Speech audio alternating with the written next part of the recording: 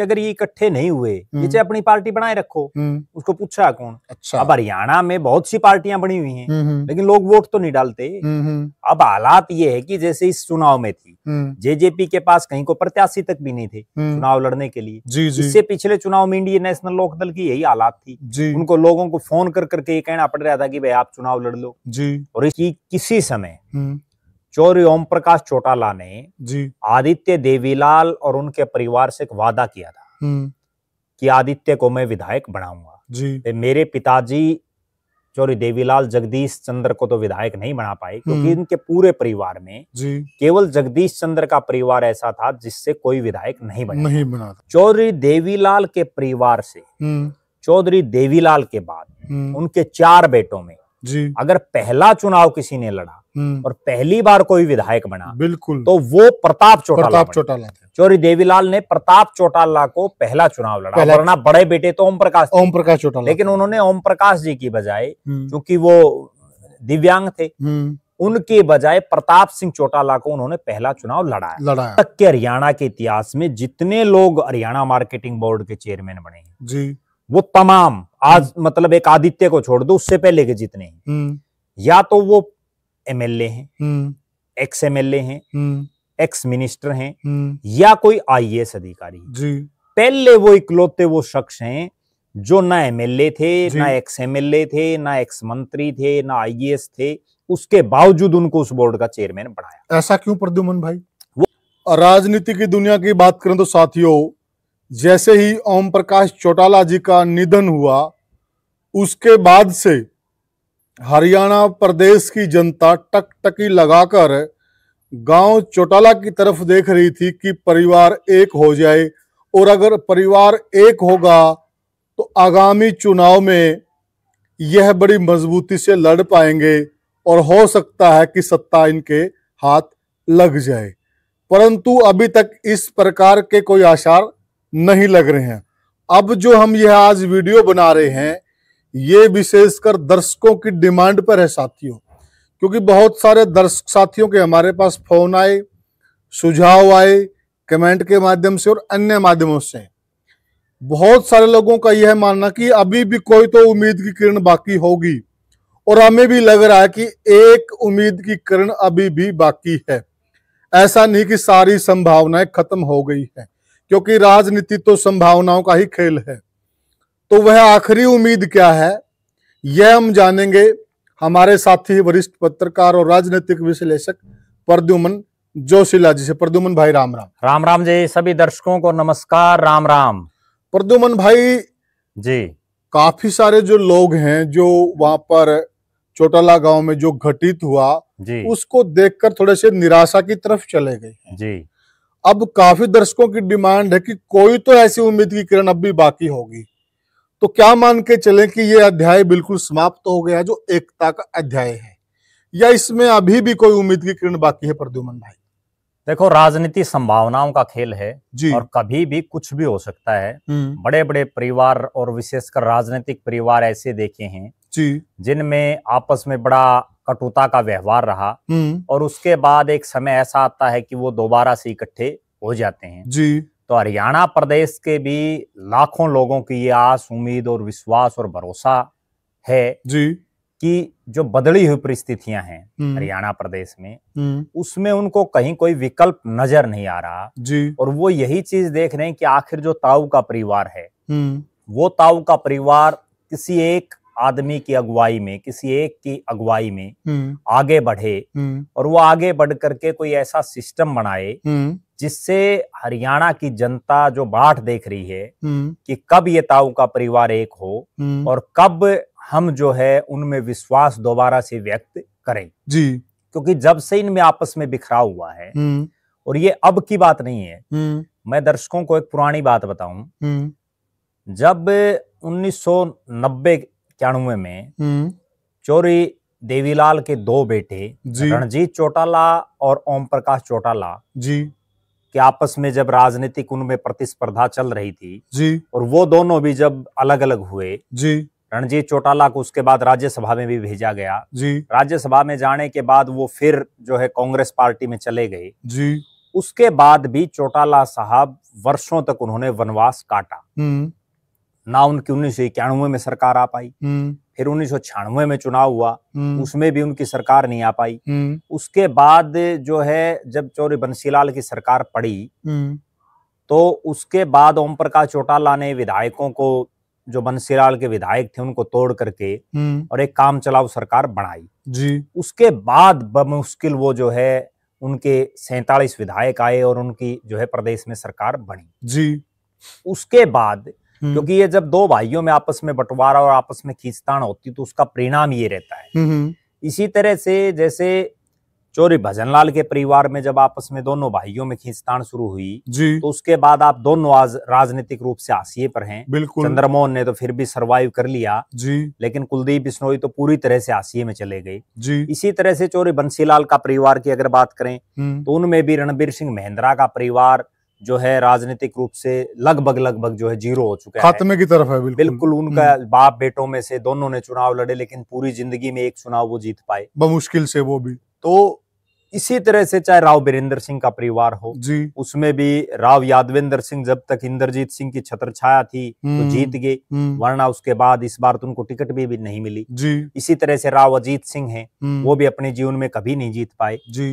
तो राजनीतिक परिवार अगर इकट्ठा तो हो तो हरियाणा की जनता या किसी भी स्टेट की जनता हो वो उनके साथ एक आस और उम्मीद में लग जाती है। लेकिन जब वो आपस में खिन भिन हो तो फिर लोग भी उनके साथ नहीं जुड़ते। अब पिछले एक महीने से जब से चौधरी ओम प्रकाश चौटाला जी का देहांत हुआ, लगभग एक महीना होने को है, तो उसके बाद से लगातार इस तरह की अटकलें थी कि ये परिवार अगर इकट्ठा तो हो गया तो आगे कुछ ले लेंगे जी, और अगर इकट्ठा नहीं हुआ तो आगे इनकी भी हालात, जो पूरा हरियाणा किलकी मार रहा है कि इनकी भी हालात, आज तो ये टिकट बांट रहे हैं, दोनों बांट रहे हैं जी, लेकिन आने वाले समय में इनकी हालात ये होगी कि इनको भी बीजेपी या कांग्रेस के रहमो करम पर अपनी टिकट और अपनी सीट बचाना मुश्किल हो जाएगा जी। हो सकता पार्टियां उस समय इनको टिकट दें ना दें, अब तो ये खुद चौधरी हैं। कहने का भाव है कि मतलब ये अगर दोनों राष्ट्रीय पार्टियों को ज्वाइन करते हैं जी तो एक तरह से ये बिल्कुल हाशिए पे चले जाएंगे, उन्हीं के हिसाब से, उन्हीं के नॉर्म्स में जो उन पार्टियों के सिद्धांत है उसी हिसाब से चलना पड़ेगा और उन्हीं के रहमो करम पे ये जिंदा रहेंगे राजनीति में। करते नहीं, बल्कि बात ये है कि अगर ये इकट्ठे नहीं हुए, ये चाहे अपनी पार्टी बनाए रखो, उसको पूछा कौन। अच्छा, अब हरियाणा में बहुत सी पार्टियां बनी हुई हैं लेकिन लोग वोट तो नहीं डालते।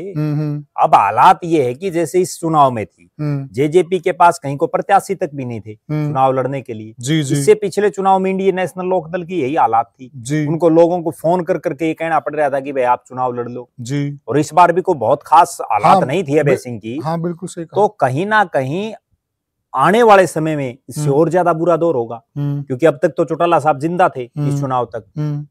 अब जो इनकी ये लग रहा है कि चौधरी देवीलाल के 4 बेटे हैं जी, उन 4 बेटों में से चारों का परिवार राजनीति में सक्रिय है फिलहाल, और उन चारों की ही आपसी जो प्रतिद्वंदता है चारों में जी, तो वो किसी की कहीं पटरी नहीं बैठ रही, किसी की कहीं नहीं बैठ रही, और उससे समस्या ये आ रही है कि आपस में एकजुट नहीं हो पा रहे। वरना तो मैं आपको एक बात बताऊं, अजय सिंह चौटाला ने भी एक बयान दिया जी कि भाई अगर इकट्ठा होने का कोई सिस्टम बैठता है तो बहुत बढ़िया रहता है, दुख तो होता है जब भाई भाई अलग होते हैं जी, सही कहा। रणजीत सिंह ने भी ये बात कही, अर्जुन चौटाला ने भी ये बात कही, तो तमाम नेता ये बात कह रहे हैं बार बार, पता उनको भी है जी। कोई ये समझे कि चौटाला चौधरी देवीलाल के जो चारों बेटों का परिवार है उनको ये नहीं पता कि आपको नुकसान हो रहा है जी। लेकिन असली लड़ाई ये है कि उस अहम को छोड़े कौन, तो अहम और वहम के जो लड़ाई है जी, कि उस चीज को त्याग कौन करे, बड़प्पन कौन दिखाए, वो बड़प्पन कोई नहीं दिखा रहा। कह तो रहे हैं लेकिन वो फिर अड़चन कहाँ है? अड़चन केवल और केवल ये है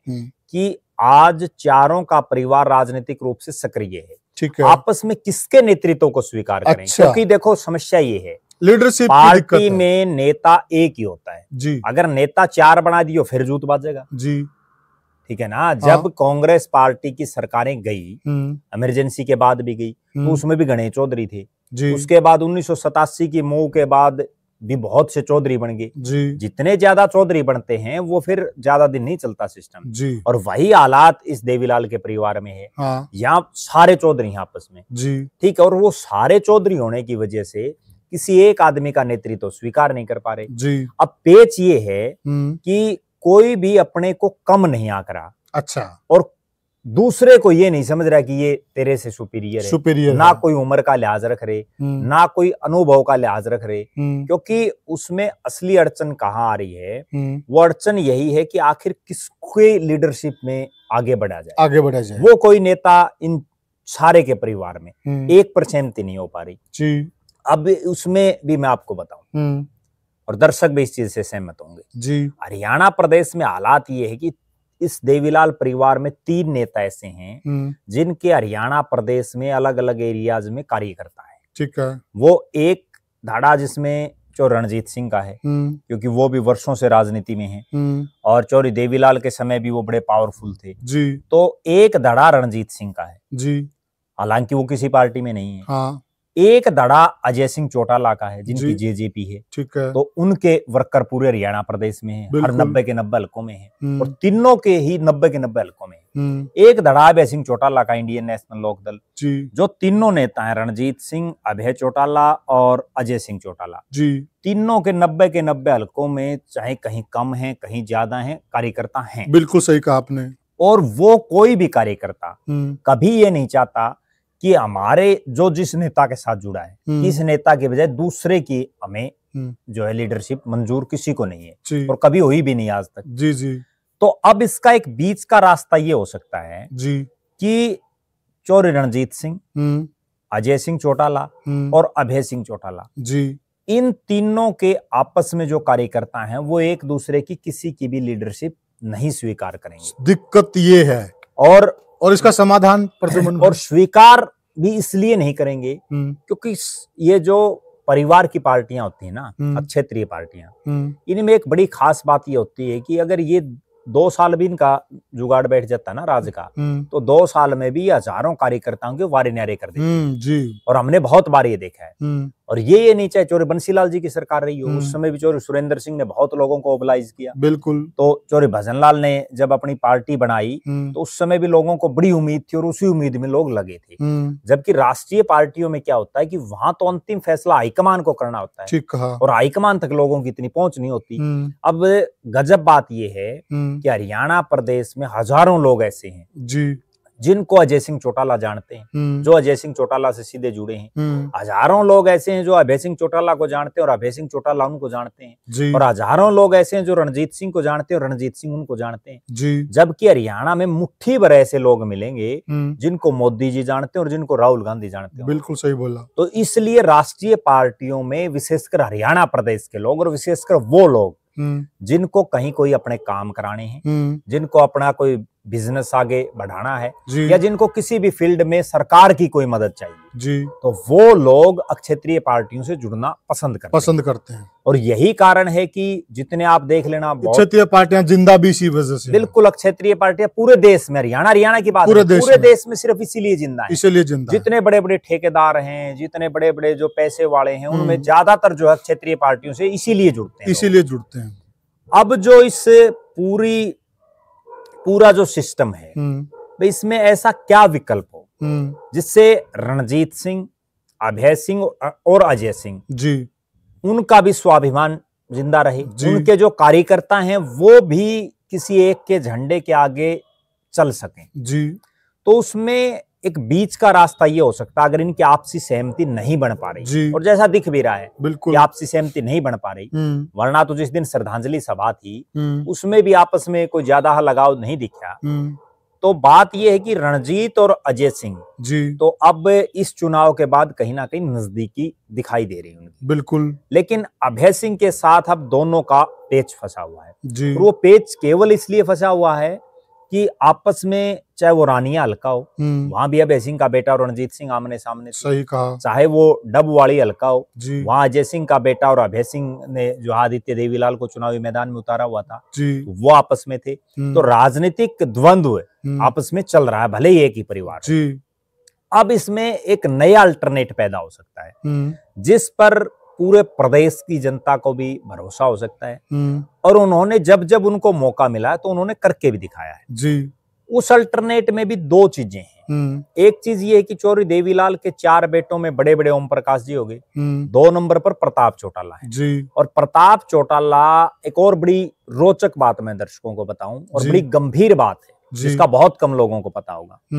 चौधरी देवीलाल के परिवार से चौधरी देवीलाल के बाद उनके 4 बेटों में अगर पहला चुनाव किसी ने लड़ा और पहली बार कोई विधायक बना, बिल्कुल, तो वो प्रताप चौटाला थे। चौधरी देवीलाल ने प्रताप चौटाला को पहला चुनाव लड़ा, वरना बड़े बेटे तो ओम प्रकाश चौटाला, लेकिन उन्होंने ओम प्रकाश जी की बजाय, क्योंकि वो दिव्यांग थे, उनके बजाय प्रताप सिंह चौटाला को उन्होंने पहला चुनाव लड़ाया। लेकिन प्रताप सिंह अपने जीवन में उन्होंने कई पार्टियां बदली, लास्ट में यहां तक भी बहुत कम दर्शकों को पता होगा कि वो अपने आखिरी दिनों में चौधरी प्रताप सिंह चौधरी भजनलाल की पार्टी हरियाणा जनहित कांग्रेस में चले गए, जिसका बहुत कम लोगों को पता होगा। और उन्होंने बाद में कुलदीप बिश्नोई का झंडा उठा लिया।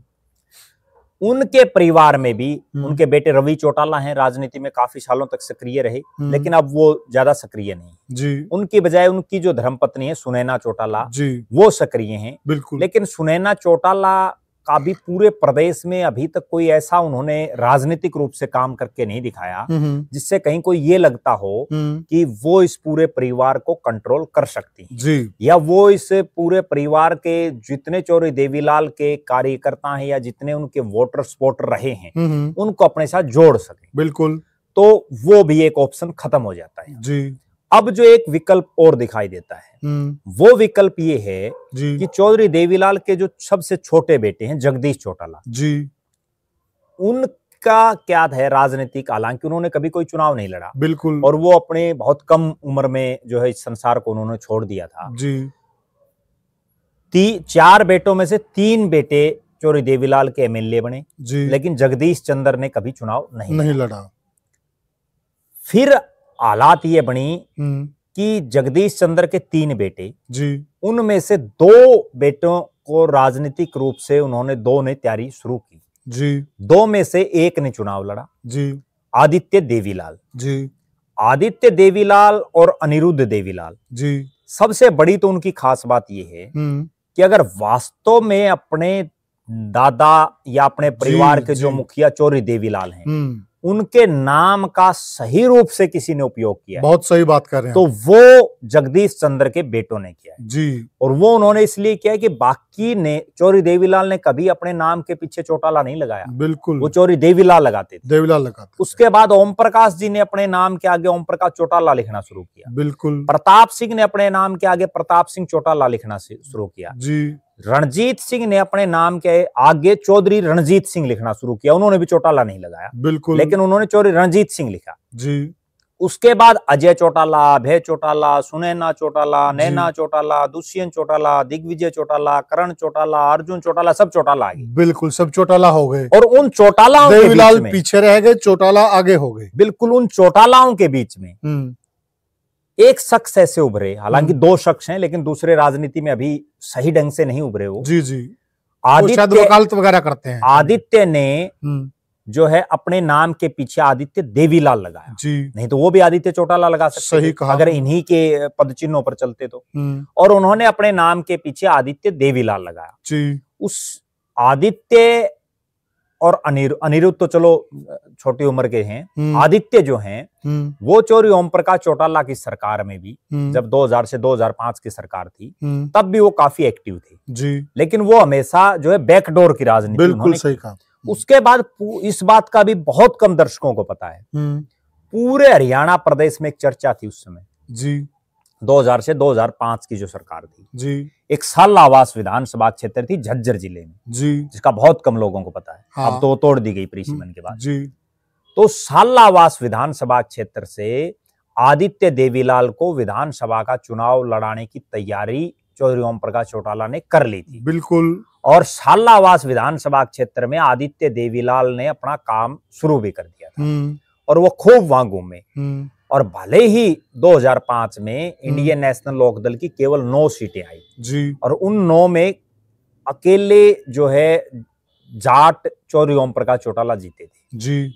उस समय अगर सालावास से आदित्य को टिकट दे देते चौटाला साहब जी, तो हो सकता है उस समय भी कोई ना कोई अलग हालात बढ़ते, बिल्कुल, क्योंकि उन्होंने वहां काफी मेहनत की हुई थी। जी बिल्कुल। उसके बाद फिर परिसीमन हो गया, फिर आपस में जो है जब इनको टिकट नहीं मिली आदित्य को, हालांकि वो उस समय तो बिल्कुल यंग 25 साल की उम्र होगी उनकी ज्यादा से ज्यादा, जब उनको वो टिकट नहीं मिली उसके बाद धीरे धीरे उन्होंने इनके परिवार से कन्नी काटनी शुरू कर दी जी। उसके बाद उन्होंने अपना एक जो है पूरे भारत में शायद युवा बोलेगा था, युवा बोलेगा के नाम से उन्होंने एक मंच बनाया जी, और उन्होंने अपनी गतिविधियां शुरू की। उसके बाद दोनों भाइयों ने अपना फोकस किया जुलाना पर, जी, जींद के जुलाना, क्योंकि उनको एक दिमाग में एक चीज थी कि जब सिरसा जिले में, क्योंकि उनका जो घर ही हल्का है वो तो डबवाड़ी है, बिल्कुल भाई यहाँ तो तुम्हारे ताऊजी चौटाला साहब तुम्हारे पांव नहीं लगने नहीं जमने देंगे। जब उन्होंने अपने भाई रणजीत सिंह के पांव नहीं लगने दिए जी।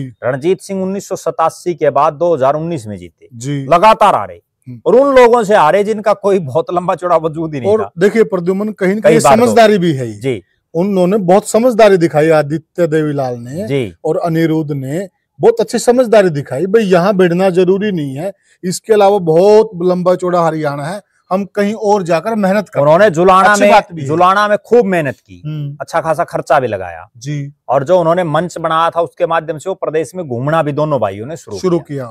फिर उन्होंने आम आदमी पार्टी की तरफ अपना रुख कर लिया जी। टिकट वहां भी उनको उस समय नहीं मिली, वो चुनाव उन्होंने नहीं लड़ा जी। तब तक आदित्य देवीलाल और अनिरुद्ध को कोई इक्का दुक्का जिनका राजनीति में थोड़ा बहुत इंटरेस्ट था वो लोग ही जानते थे, और ज्यादा से ज्यादा इतना जानते थे कि भाई ये देवीलाल के पोते हैं जी। फिर जो सबसे बड़ा टर्निंग पॉइंट उनकी जिंदगी का आया वो टर्निंग पॉइंट आया जिला परिषद का चुनाव जी। जिला परिषद के चुनाव में उन्होंने अभय सिंह चौटाला की धर्मपत्नी कांता चौटाला की टक्कर में नॉमिनेशन कर दिया जी। और पूरे हरियाणा में वो चुनाव चर्चित हो गया कि देवर भाभी जो है आमने सामने लड़ रहे हैं, चौरी देवीलाल की तीसरी पीढ़ी आमने सामने, और वो भी एक जिला परिषद के चुनाव में। और उस चुनाव में किसी को उम्मीद नहीं थी कि आदित्य देवीलाल चुनाव जीत जाएंगे जी। लेकिन उन्होंने अभय सिंह चौटाला की धर्मपत्नी को बुरी तरह से चुनाव हराया, बुरी तरह से जी। और वो चुनाव जीत करके वो पूरे लाइमलाइट में आ गए। उसके बाद उन्होंने भारतीय जनता पार्टी ज्वाइन की जी। बीजेपी ने उनको विधानसभा का चुनाव लड़ाया जी। वो डबवाड़ी से बहुत क्लोज मार्जिन में चुनाव हार गए जी। और बीजेपी का तो उस एरिया में कुछ था भी नहीं, आज भी कुछ नहीं है बिल्कुल, क्योंकि सिरसा और फतेहाबाद 2 जिले ऐसे हैं हरियाणा के एक साथ लगते जिनमें बीजेपी का एक भी एमएलए नहीं है, आज भी नहीं है, 8 सीटें हैं। और फिर क्या हुआ, सिरसा जिले में तो पिछली बार भी कोई नहीं था। उसके बाद बीजेपी ने उनका ये देखा भाई कैलिबर अच्छा है, उनको जिला का प्रधान बनाया। जिला प्रधान बनाने से पहले उनको चेयरमैन भी बनाया, फिर जिला प्रधान होते हुए उनको चेयरमैन बनाया और उस भारतीय जनता पार्टी ने उनको चेयरमैन बनाया जो बीजेपी ये कहती कि एक व्यक्ति एक पद जी। और उसके बावजूद वो संगठन में जिला के प्रधान रहे, इकलौते थे वो 22 के 22 जिलों में कोई और जिला प्रधान चेयरमैन नहीं था जी। वो इकलौते थे, वो चेयरमैन बनाए और चेयरमैन भी किस बोर्ड के बनाए जी। जो हरियाणा मार्केटिंग बोर्ड है। मैं बड़ी गजब बात दर्शकों को बताता हूँ जिसका बहुत कम कोई रेयर पता हो तो पता हो जी।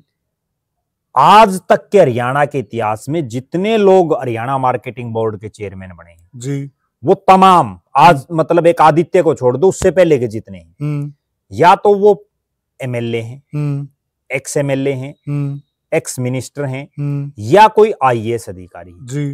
पहले वो इकलौते वो शख्स हैं जो ना एमएलए थे, ना एक्स एमएलए थे, ना एक्स मंत्री थे, ना आईएएस थे, उसके बावजूद उनको उस बोर्ड का चेयरमैन बनाया। ऐसा क्यों प्रद्युमन भाई? वो केवल और केवल इसलिए था कि भारतीय जनता पार्टी के दिमाग में एक चीज थी कि हरियाणा प्रदेश के, क्योंकि हरियाणा में जातीय जो समीकरण है वो सबसे हावी है राजनीति में जी। और हरियाणा का जो जाट वोटर है वो बीजेपी के साथ उस स्तर पर नहीं लगा हुआ जी, अब भी नहीं लगा हुआ बिल्कुल। तो बीजेपी लगातार ये प्रयास करती रहती है कि जो जाट समाज के बड़े चेहरे हों, जो कहीं ना कहीं लोगों को आपके साथ जोड़ सकते हों, बिल्कुल उन लोगों को भारतीय जनता पार्टी लगातार बुस्ट देती रहती है। चाहे आचार्य देवव्रत हों जी, हरियाणा प्रदेश की अगर हम बात करें, चौधरी धर्मवीर सिंह हो, रणजीत चौटाला, वरना तो 6 निर्दलीय और भी थे, बिल्कुल, और किसी को क्यों नहीं बनाया, मंत्री नहीं बनाया, उनको 5 साल मंत्री रखा जी, ठीक है जी, रणजीत सिंह हो गए। उसके इसी तरह से आदित्य देवीलाल को, ताकि जाट जो कम्युनिटी है वो आपके साथ लग जाए। देवीलाल का पोता तो है, वो तो देखो, वो चाहे किसी भी पार्टी में जाओ, एक उनके ऊपर एक ठप्पू है ये, और ये मतलब इस चीज को तो कोई मिटा नहीं सकता कि वो देवीलाल का पोता है, तो रहेगा सारी जिंदगी, और बुरा भी नहीं, अच्छा है, ये सारी जिंदगी रहेगा। तो उसके बाद उनको जब मार्केटिंग बोर्ड का चेयरमैन बना दिया गया, मुझे आज भी वो चीज याद है, हिसार के एचयू यूनिवर्सिटी में किसानों का एक मेला लगाया हुआ था। जयप्रकाश दलाल प्रदेश के कृषि मंत्री थे, और जगदीप धनखड़ देश के उपराष्ट्रपति हिसार में आए, और आदित्य देवीलाल उस समय मार्केटिंग बोर्ड के चेयरमैन थे। वहां उन्होंने भरे मंच से, वरना देश का उपराष्ट्रपति किसी की तारीफ नहीं करता, बिल्कुल, वो एक संवैधानिक पद पर बैठे हैं, उन्होंने भरे मंच से आदित्य देवीलाल की बड़ी तारीफ की, और उन्होंने यहां तक भी कहा कि बालक तो है छोटा, लेकिन इसकी सोच बहुत बड़ी है। उसके बाद वो भारतीय जनता पार्टी में रहे। हालात और परिस्थितियां ये बनी कि उनको भी ये मालूम था कि भारतीय जनता पार्टी की टिकट पर आप डबवाड़ी से नहीं जीत सकते, क्योंकि बीजेपी का तो वहां कुछ था ही नहीं। और जैसा मुझे भी चौटाला परिवार के बहुत एक नजदीकी उन्होंने बताया कि किसी समय चौधरी ओम प्रकाश चौटाला ने आदित्य देवीलाल और उनके परिवार से एक वादा किया था कि आदित्य को मैं विधायक बनाऊंगा। मेरे पिताजी चौधरी देवीलाल जगदीश चंद्र को तो विधायक नहीं बना पाए, क्योंकि इनके पूरे परिवार में केवल जगदीश चंद्र का परिवार ऐसा था जिससे कोई विधायक नहीं बना था, वरना तो सारे विधायक थे। बिल्कुल। तो उन्होंने ये कहा था कि मैं आपको बनाऊंगा, और मरने से कुछ समय पहले चौधरी ओम प्रकाश चौटाला ने जो उनकी वो इच्छा थी वो पूरी भी की, जो बहुत बड़ी बात है कि एक परिवार का मुखिया किस तरह से पूरे परिवार को जो है साथ लेके चलना चाहता है, सांचे में ढालता है। तो उन्होंने, आदित्य देवीलाल ने बीजेपी छोड़ दी, टिकट बंटने से पहले ही छोड़ दी, और टिकट उसके बाद इंडियन नेशनल लोकदल ने उनको अपनी टिकट दी, इनेलो की टिकट पर वो जीते। और आज हालात ये, और इसमें ये भी है प्रद्युमन भाई इन्होंने ऐसा नहीं कि बीजेपी छोड़ दी और बीजेपी के बारे में बहुत भला बुरा कहा हो। अक्सर हम देखते हैं कि जब नेता लोग पुरानी पार्टी को छोड़ देते हैं, फिर बाद में उनको पानी पी पी कर कोसते हैं। इसमें भी इन्होंने एक एग्जाम्पल सेट किया, इन्होंने पुरानी पार्टी के लिए ज्यादा कुछ नहीं बोला। ये मैं इनकी एक बात और बताऊं जो मेरे पास जो सूचना है, जब हरियाणा जनहित कांग्रेस बनी ना तब भी ये कुलदीप बिश्नोई के संपर्क में थे, और कुलदीप बिश्नोई और इनकी आपस में अच्छी खासी ट्यूनिंग थी। तब एक बड़ी चर्चा चल पड़ी थी कि आदित्य देवीलाल को कुलदीप बिश्नोई अपने किसी एरिया से टिकट दे सकता है। हालांकि वो उन्होंने नहीं दी, अगर वो दे देते तो उसका एक बड़ा असर पड़ता, क्योंकि जो चौधरी भजनलाल के परिवार पर एक गैर जाट, ये जाटों का काम नहीं, मतलब बहुत ज्यादा जाट इनको लाइक नहीं करते, तो वो ठप्पू हट जाता, क्योंकि चौधरी देवीलाल से बड़ा तो कोई जाट परिवार है नहीं। इसके बाद क्या हुआ, इंडियन नेशनल लोकदल के 2 विधायक आए। अब यहां भी एक बड़ी टर्निंग पॉइंट हुआ। वो टर्निंग पॉइंट ये हुआ कि अभय सिंह चौटाला अगर चाहते, क्योंकि वो पार्टी के कर्ता धर्ता वही थे, तो वो अपने बेटे अर्जुन चौटाला को विधायक दल का नेता बना देते। लेकिन यहां भी उन्होंने आदित्य देवीलाल को विधायक दल का नेता बनाया, और आज वो विधायक दल के नेता। बहुत अच्छी बात है। अब इनके पूरे परिवार में, जो पूरे वीडियो का हम जो निचोड़ है वो ये है कि इनके पूरे परिवार में एक तो आदित्य ऐसे शख्स हैं जो अपने नाम के पीछे अपने दादा देवीलाल का नाम लगाते हैं। बिल्कुल। दूसरी, उन्होंने वो करके दिखाया है। जब जब उनको मौका मिला, अभय सिंह चौटाला की पत्नी को जिला परिषद में हराना बड़ी टेढ़ी की, बहुत सही कहा, वो उन्होंने करके दिखा। मार्केटिंग बोर्ड का चेयरमैन रहते हुए उन्होंने जिस तरह से प्रदेश में काम किए, वो भी वास्तव में काबिले तारीफ है। अब डबवाड़ी की उस सीट पर जहां हल्के के लोग भी ये कहते हैं कि दिग्विजय चौटाला ने तो पानी की तरह पैसा बहा था, और वहां जो है जीतना कहीं ना कहीं ये दर्शा रहा है कि वो चौधरी देवीलाल की इस विचारधारा को आगे ले जा सकते, उनमें एक कैलिबर है।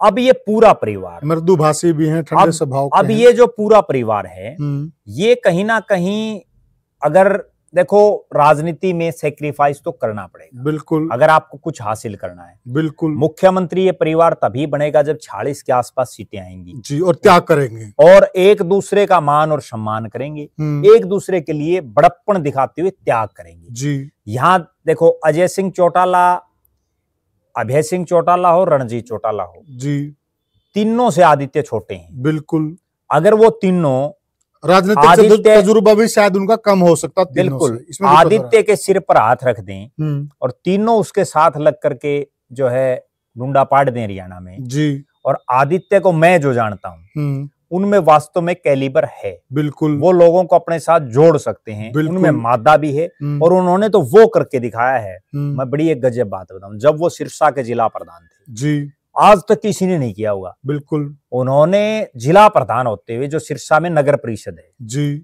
और वहां कोई काम नहीं कर रहे थे जी, तो उन्होंने तो वहां भी जो है भेड़ बकरियां ले करके छोड़ दी, बिल्कुल। तो कहीं ना कहीं काम कराने का उनमें एक गट्स है, हुनर है, जरूरत केवल इसलिए है कि उनको एक प्लेटफॉर्म मिले, क्योंकि उनमें खुद में भी इतना दमखम और इतना मादा शोम में नहीं है कि वो अपनी पार्टी खड़ी करे। प्रद्युमन भाई, मैं आपकी बात को बड़ी करता हूँ, इसके साथ एक बात और जोड़ना चाहता हूँ जी। आज देश में बीजेपी राज कर रही है जी, और कहीं न कहीं वह अपने आप को दुनिया की सबसे बड़ी पार्टी कहती है जी, और लंबे समय से कई प्रदेशों में वो राज कर रही है जी।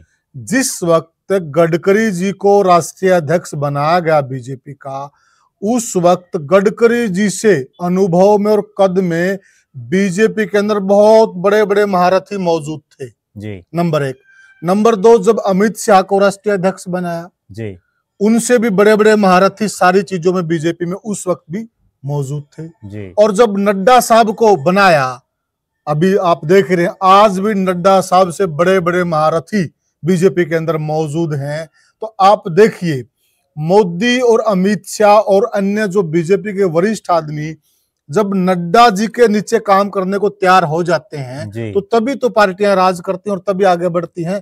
तो ये एग्जाम्पल बीजेपी से लेकर इन्होंने आगे बढ़ना चाहिए, मेरा ये मानना है। निश्चित रूप से बीजेपी से नहीं, बहुत सी पार्टियां ऐसे करती हैं। अभी का बिल्कुल ताजा उदाहरण हरियाणा का ले लो आप जी, नायब सिंह सैनी को बना, उनसे सीनियर तो घने थे भारतीय जनता पार्टी में, बिल्कुल। भूपेंद्र सिंह हुड्डा को जब बना उससे सीनियर भी घने थे कांग्रेस पार्टी, बड़ौली का ले लीजिए, ठीक है। मोहनलाल बड़ौली को प्रदेश अध्यक्ष बनाया, उनसे सीनियर घने थे, बिल्कुल। अशोक तंवर को जब कांग्रेस ने प्रदेश का अध्यक्ष बनाया, उनसे सीनियर तो पता नहीं कितने थे। तो ये तो एक ये देखना पड़ता सीनियरिटी। कोई आप एक बात बताओ, अगर उम्र का ही कोई पैमाना हो तो उम्र का पैमाने में तो मोदी जी से भी बड़ी उम्र में गणे हैं, बिल्कुल। वो क्यों नहीं बन पाए? आडवाणी जी की उनसे घनी उम्र थी, बिल्कुल सही बात, वो क्यों नहीं बन पाए? संघर्ष भी ज्यादा कर रखा था। उन्होंने तो पूरी जिंदगी आडवाणी जी के नीचे काम किया, मोदी जी ने, बिल्कुल बिल्कुल, ठीक है, बिल्कुल। ये तो समय और परिस्थिति के अनुसार जो आदमी फैसला ले लेता है।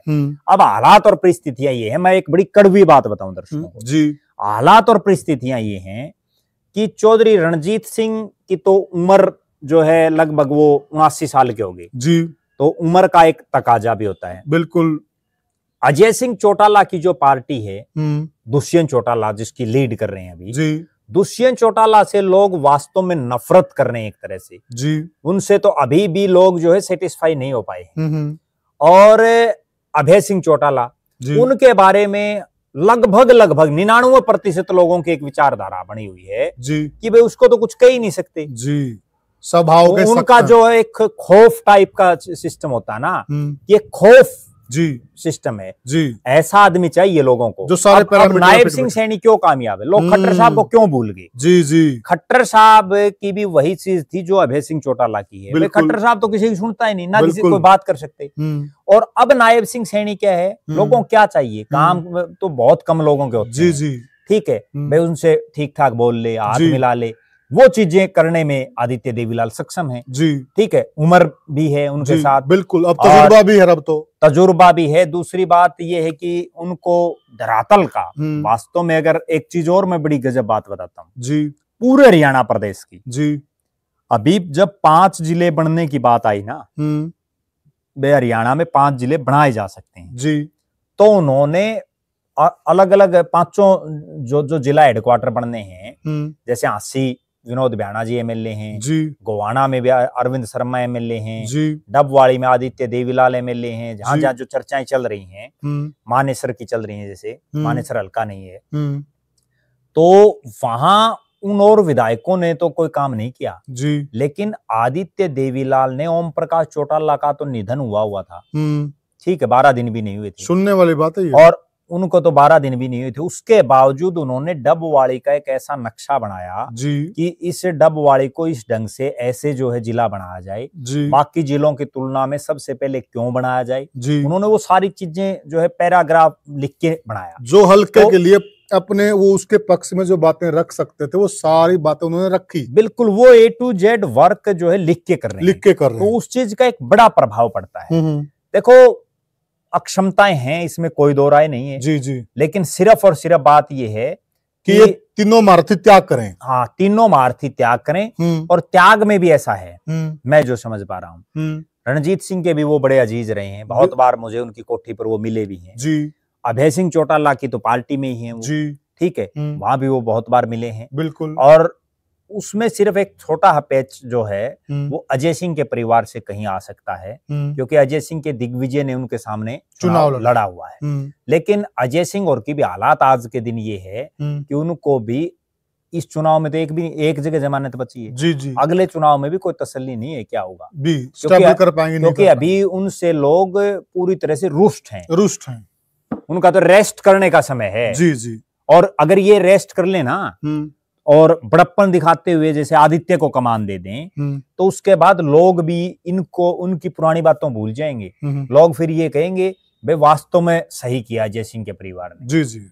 तो साथियों, ये हमने जो चर्चा की है, चर्चा का सारा जो सारांश निकलता है कि राजनीति में वही आदमी फिट होता है जिसमें सारे गुण मौजूद होते हैं। देखिए, उसमें एक अच्छा प्रशासक भी होना चाहिए और उसमें नम्रता भी होनी चाहिए, सारे गुण और सबके से उसकी बोलचाल और भी होनी चाहिए। इन सारी चीजों को मद्देनजर रखते हुए जो आदित्य देवीलाल जी हैं वो बिल्कुल परफेक्ट आदमी हैं। अगर परिवार को राजनीतिक तौर पर वही पुराना वजूद कायम करना है और एक बार से सत्ता के शीर्ष पर पहुंचना है तो इस समझौते पर अमल जरूर करना होगा। एक होना होगा, किस सूरत में हो, हमने एक फार्मूला पहले दिया था और एक फार्मूला ये अभी दिया है, ये जनता की फरमाइश पे वो था और जनता की फरमाइश पे ये है। आप क्या मानते हैं, आप क्या सोचते हैं, क्या यह एक फार्मूला सही हो सकता है? कमेंट सेक्शन में जरूर बताएं और वीडियो को ज्यादा से ज्यादा शेयर करें, चैनल को सब्सक्राइब करें। फिर मिलेंगे किसी और वीडियो में, तब तक के लिए राम राम। राम राम।